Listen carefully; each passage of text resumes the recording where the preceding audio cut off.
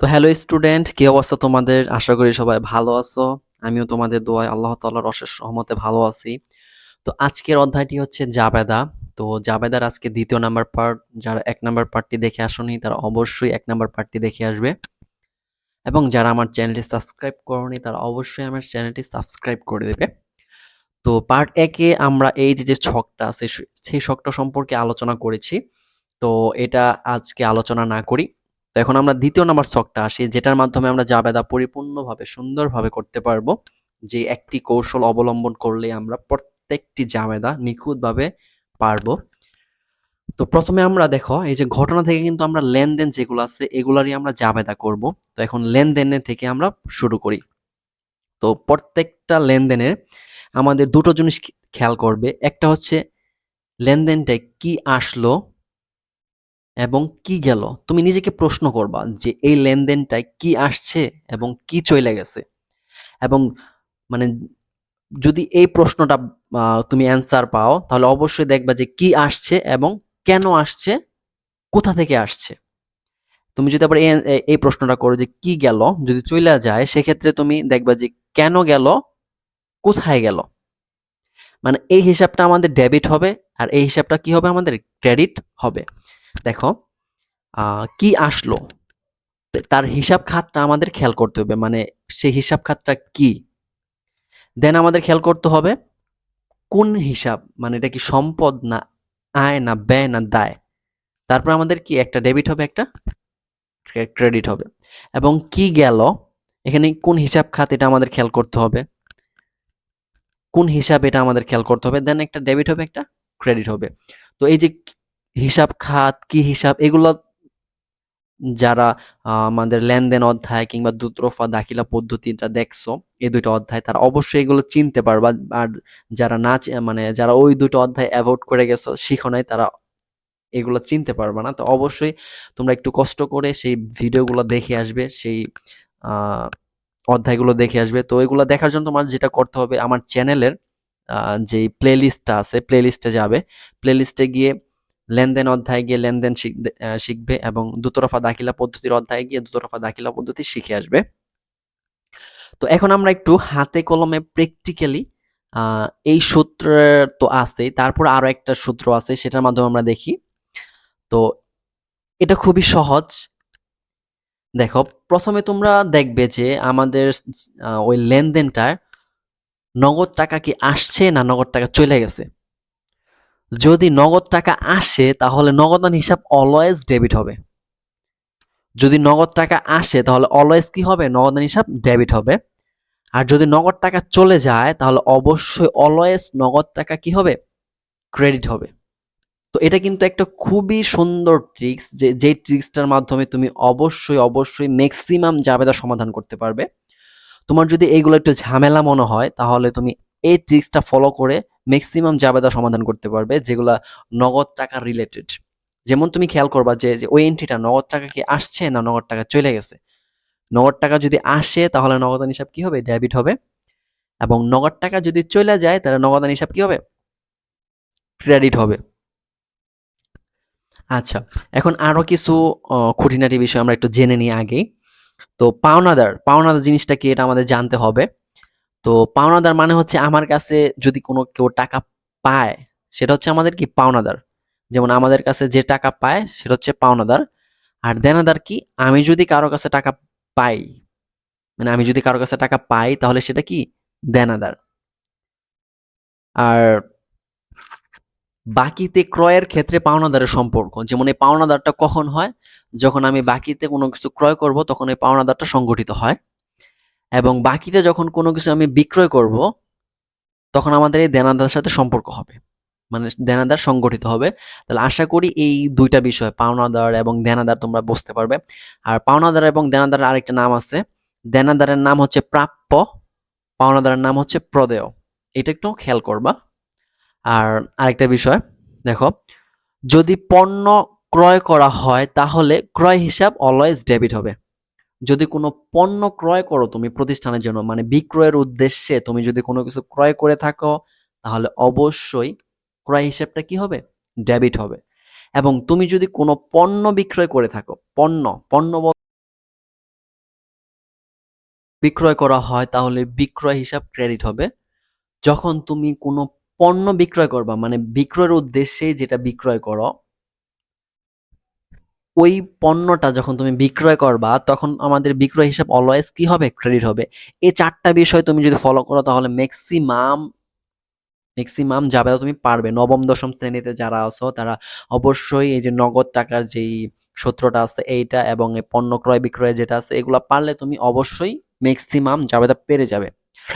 তো এখন আসি আমাদের মেন এই যে একটি মাত্র কৌশল, যারা অ্যাডভান্স লেভেলের যারা A+ পেতে চাও, হিসাব বিজ্ঞানে খুব ভালো করতে চাও, তারা অবশ্যই এটা ফলো করবে। তো এটার মাধ্যমে আমি আজকে অনেকগুলো তোমার উদাহরণ সমাধান করব। তো চলো শুরু করা যাক। প্রথমে আমরা দেখি জানুয়ারি ১ নগদে আসবাবপত্র ক্রয় ২০,০০০ টাকা। তাহলে এটা আমরা এই সূত্রের মাধ্যমে ফালায় দেখি যে কি হইছে, কি ঘটছে। এটা তো আমাদের অবশ্যই একটি ঘটনা।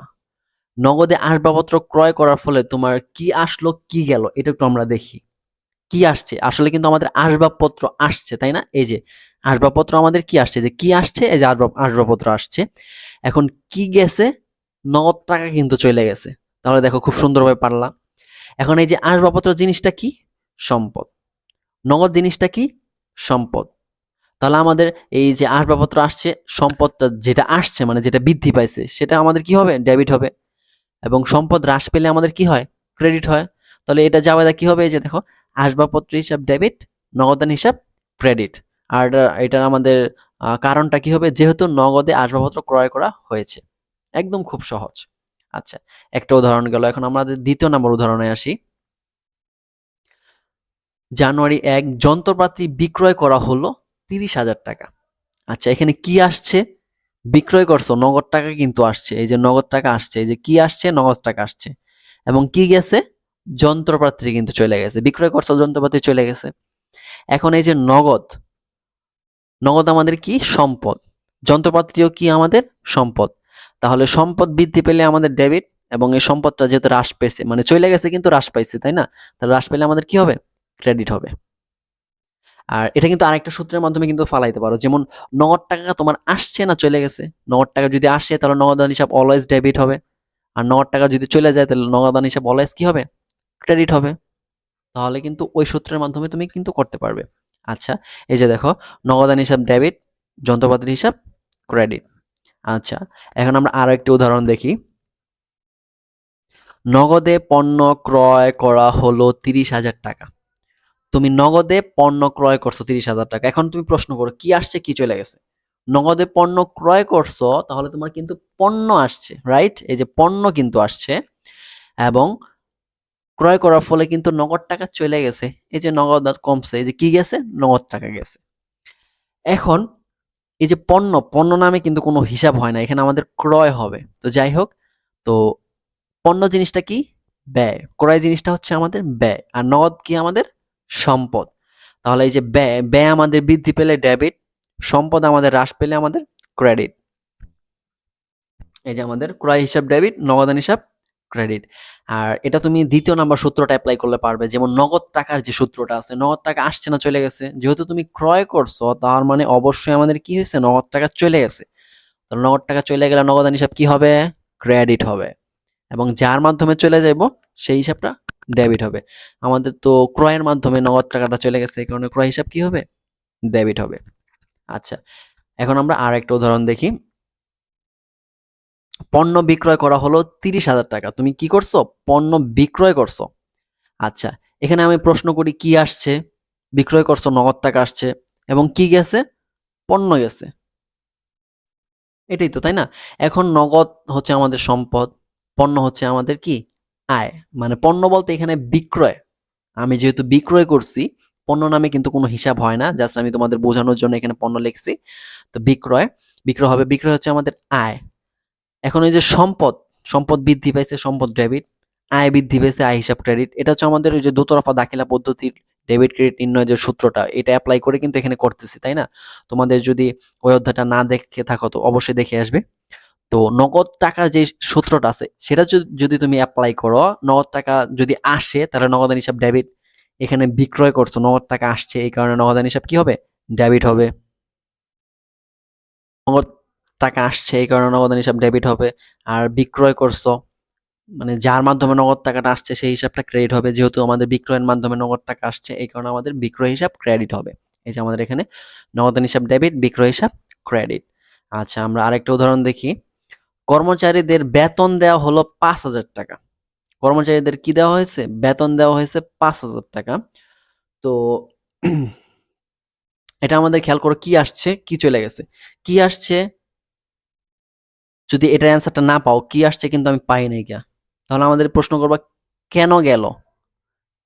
এখানে আমাদের কি গেল, এই অ্যান্সারটা আমরা দেখি আগে। কি গেল? নগদ টাকা কিন্তু চলে গেছে। এখন নগদ টাকাটা কেন গেল? বেতনের মাধ্যমে কিন্তু গেল। এখানে যেহেতু কি আসছে, আসছে কিন্তু কোনো কিছু আসে না, এই কারণে আমাদের ক্রস হয়েছে। তো আমরা তাহলে প্রথম প্রশ্নটা করি কি গেল। আমরা কি গেল? নগদ টাকা চলে গেল। এখন নগদ টাকা কেন চলে গেছে? বেতনের মাধ্যমে চলে গেছে, তাই না? তাহলে বেতনটা হচ্ছে আমাদের ব্যয় আর নগদটা হচ্ছে আমাদের সম্পদ। তাহলে ব্যয় যদি আমাদের বৃদ্ধি পায় তাহলে আমাদের ডেবিট, আর সম্পদ যদি হ্রাস পায় এই কারণে আমাদের সম্পদ হিসাব ক্রেডিট হবে। আর নগদ টাকার যেই সূত্রটা আছে সেটা যদি অ্যাপ্লাই করি, নগদ টাকা যেহেতু আমাদের চলে গেছে তাহলে নগদান হিসাব কি হবে? ক্রেডিট হবে। এই যে নগদান হিসাব কি? ক্রেডিট। কার মাধ্যমে চলে গেছে? বেতনের মাধ্যমে চলে গেছে, এই কারণে বেতন হিসাব কি হবে? আমাদের ডেবিট হবে। তোমাদের সবথেকে সহজ হয় নগদের যে সূত্রটা আছে এইটা একটু অ্যাপ্লাই করলে তোমরা মানে যারা একটু দুর্বল স্টুডেন্ট আছো, যারা একটু খুব মানে কম কষ্ট করে ভালো কিছু একটা করতে চাও তাদের জন্য নগদের যে সূত্রটা আছে সেটা করবা। তো যখন একটু অ্যাডভান্স লেভেলে যাবা তখন অবশ্যই এটা একটু ফলো করবা। আচ্ছা আমরা আরেকটা উদাহরণ দেখি। সুদ পাওয়া গেল, সুদ পাওয়া গেল ৪,০০০ টাকা। আচ্ছা এখানে কি আসছে? নগদ টাকা আসছে। কি গেছে? আচ্ছা কি গেছে? এখানে কিন্তু কোনো কিছু যায় নাই, কিন্তু গেছে? যায় নাই। তাহলে আমাদের এই যে নগদ টাকা যে আসছে, এখন নগদ টাকা কেন আসছে? মানে এই যে কেন আসলো? সুদের মাধ্যমে আসলো। প্রশ্ন করলেই কিন্তু পাইরা যাবা। এখন আমাদের নগদ মানে সম্পদ, সুদ মানে আয়। মানে যেহেতু তুমি পাইছো এই কারণে সুদটা আমাদের কি হইছে? আয় হইছে। তুমি দিলে ব্যয় হইতো। তো সম্পদ বৃদ্ধি পাইছে, ডেবিট হইব। আয়ও বৃদ্ধি পাইছে, তুমি সুদ পাইছো, বৃদ্ধি পাইছে না? তাহলে বৃদ্ধি পাইছে এই কারণে ক্রেডিট হবে। তো আর নগদের যে সূত্রটা আছে এটা যদি আমি অ্যাপ্লাই করি, নগদ টাকা আসলে নগদান হিসাব ডেবিট। এই যে নগদ টাকা আসছে, নগদান হিসাব ডেবিট।